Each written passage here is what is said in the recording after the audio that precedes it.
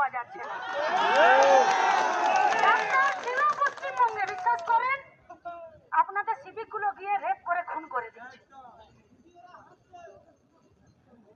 আর তৃণমূল শুনে রাখো, সবদের পুঙ্গদের দল একটা 20 টাকার তালা নিয়ে গেছিল আমাদের অফিসে দিতে। যদি কলেজে দম আছে না তো সন্দেশখালীর আর নারায়ণগড়ের পার্টি অফিসটাতে তালা দিয়ে আসো নিজেদের, যেখানে মেয়েদের উপরে রেপ করা হচ্ছে। আর যদি কলেজে কুলাচ্ছে না তাহলে বাপগুলোকে ছাতা নিয়ে নিয়ে যাও।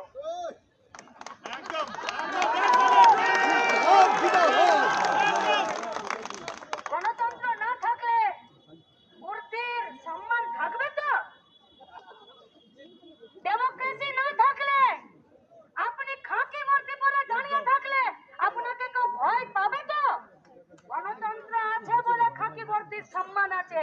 जब जनवाद नहीं रहेगा तो कुत्ते के माफिक दौड़ा दौड़ा कर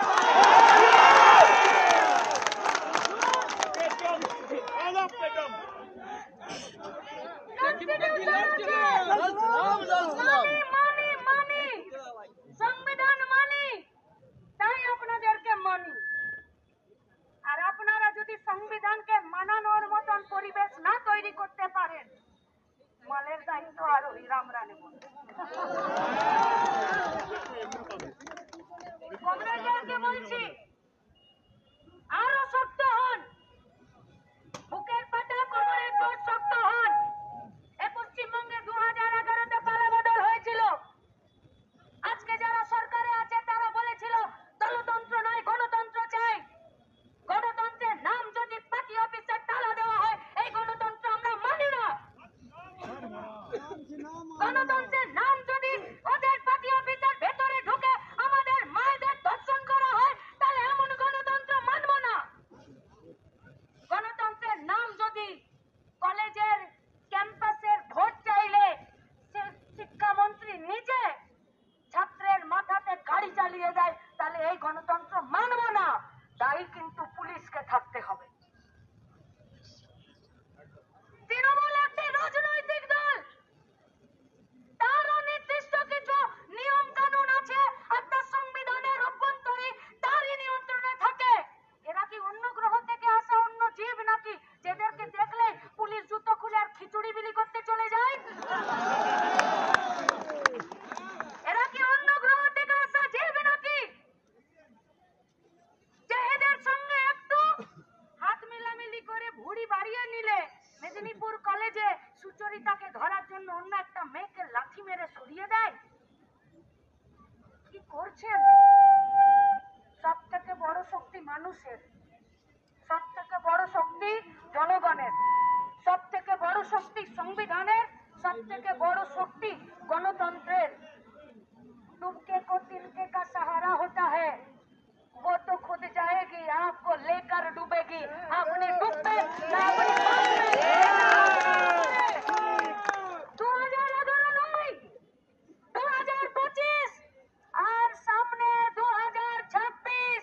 কালের নিয়মে, রাজনীতির নিয়মে চাকা ঘুরবে, সেদিনকে কি হবে? তাই মানুষের রক্ত ঘামের পয়সায় পুলিশ স্টেশন, মানুষের রক্ত ঘামের পয়সায় রাস্তা, মানুষের রক্ত ঘামের পয়সাতে আপনার বর্দি। আর আমরা তো খেটে খাওয়াদের দল, ঘামের দাম বুঝি।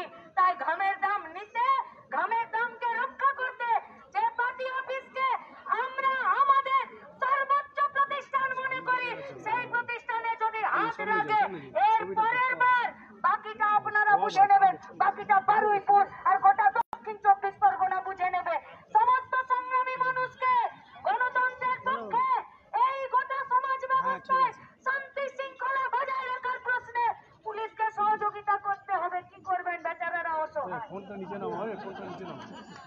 সহযোগিতা করতে হবে আর এই গণতন্ত্রকে বজায় রাখতে হবে।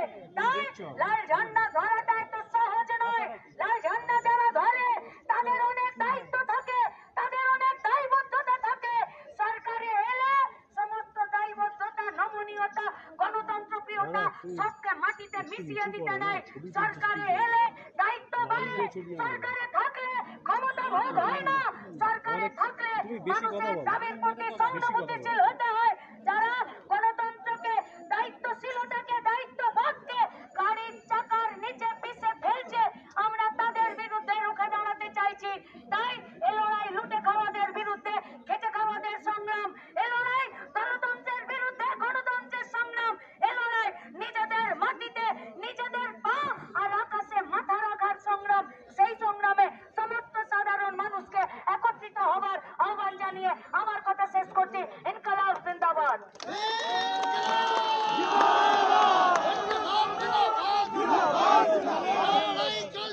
চলছে